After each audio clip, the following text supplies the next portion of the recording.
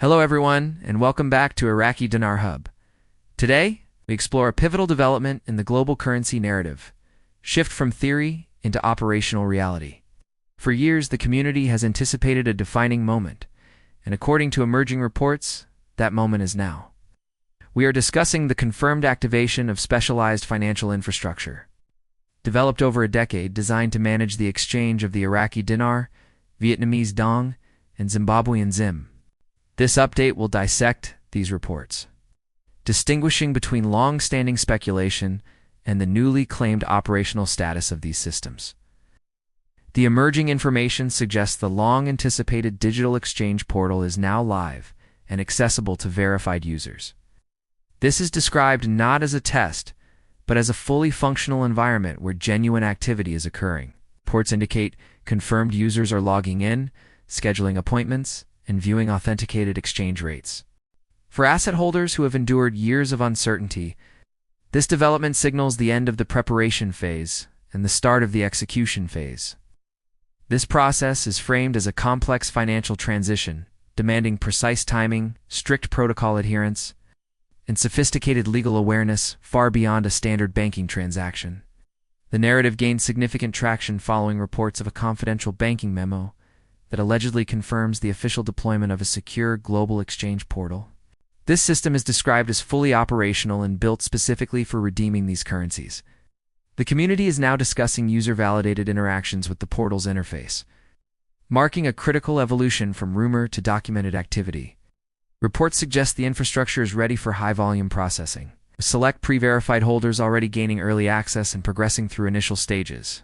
Information from regions, including the United States, Canada, the UK, and Australia, suggests login credentials are being issued to qualified individuals. The process involves rigorous biometric verification, with users accessing controlled dashboards displaying live dynamic rates. This portal is characterized as a heavily encrypted digital infrastructure, employing geographic filtering and advanced authentication. Inside, users report completing tasks like uploading government ID, verifying currency serial numbers, and selecting redemption institutions, all after signing digital non-disclosure agreements. Confirmation reportedly extends to major U.S. financial institutions such as Wells Fargo, Chase, and Bank of America. These banks are said to be handling VIP appointment requests specifically for high-volume holders of these currencies. The narrative stresses these are real, scheduled appointments, indicating a coordinated effort to manage redemptions professionally. Access is not limited to the largest holders. Smaller volume holders are also reportedly gaining entry if they follow precise procedures. Bank staff are said to have undergone special training for weeks on authentication, compliance, and related wealth management protocols.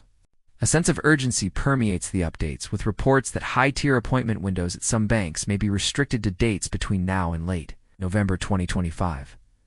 Mentions of a potential cutoff around November 26 in certain districts suggest delayed action could result in missed opportunities or a loss of access to preferred rates. This underscores the importance of timely preparation and documentation for those who believe they are eligible. Understanding the portal's mechanics is presented as crucial. It is depicted as a multi-layer verification pipeline. The first step involves authenticating currency serial numbers against a global database. Users then upload government ID and may undergo biometric checks.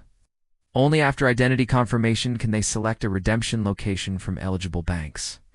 A digital NDA must be signed before any rate information is revealed. After these prerequisites, live rates and scheduling tools appear. Every action is recorded and auditable, meeting high security standards. A central feature discussed is the tier-based rate model. Rates are described as dynamic, adjusting based on currency type, total volume held, user location, referrals, and participation in approved programs. The difference between tiers can be substantial. Reports suggest Iraqi dinar rates vary significantly, with higher tiers offering values well above the street rate, particularly in active regions like Texas. Vietnamese Dong and Zimbabwean ZIM values are also said to fluctuate based on volume and redemption authority.